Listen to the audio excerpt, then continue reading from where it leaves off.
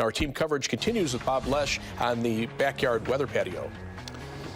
And like Gary mentioned, although we haven't seen a lot of snow, only an inch or two across most of our area, and the snow is not terribly heavy, that's actually one of the problems. This very light snow, as you can see here, is very dusty and it blows around quite easily. So the strong winds are going to keep that snow blowing and drifting around the area, keeping the roads somewhat messy as we head through these next few hours. If we can take the tower cam on our weather graphics, you'll see a picture of our parking lot. And it's not a very remarkable picture, but you can see a little bit of a drift forming. And basically that's what happens whenever that snow runs up against any kind of an obstacle. So if there's an obstacle blocking one side of the road, you'll see a drift forming there. And you can see it right where that car used to be, that ridge of snow there. That's exactly what we're going to see happening on the roads. Couple that with the fact that it's very cold out, and the salt does not work as effectively when it's very cold, because technically salt just lowers that freezing point of the water. Well, it can only do that to a certain point, and as a result, it doesn't work as well when you're seeing temperatures that are down into the single digits where we are right now, and that is going to continue to cause problems as well. You saw the wind chill advisories, the winter weather advisories. Those will continue through the night, and the traffic conditions, although they are not terrible, are not going to get any real better until we get probably until tomorrow morning and the winds start to die down a little bit. So it's going to be a bit of a rough night travel-wise. All right, Bobby, just mentioned it, that commute, it's pretty messy all through the evening hours. Yeah, Dannika Lewis is live on the Beltline right now with the state of the roads for us. Dannika.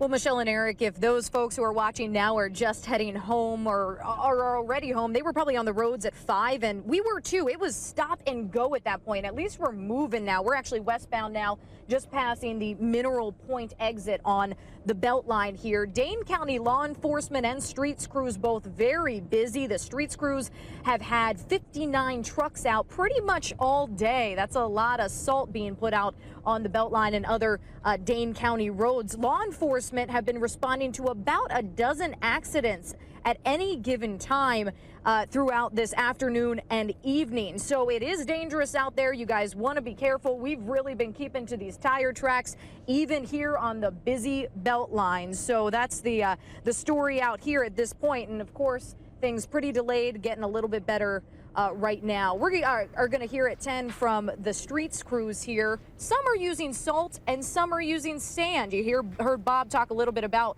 why that might be, but we kind of break it down with them. The Madison street crews choosing to use sand today for some friction, and that's because, as the streets spokesperson put it, it creates kind of a Zamboni. You ever been to a hockey game? Well, sometimes that salt will just create a nice thin layer of ice for those cars to just slide off. So they choose sand at this time, but Dane County chooses salt, and we'll tell you why at 10, plus tell you a little bit about the science behind it.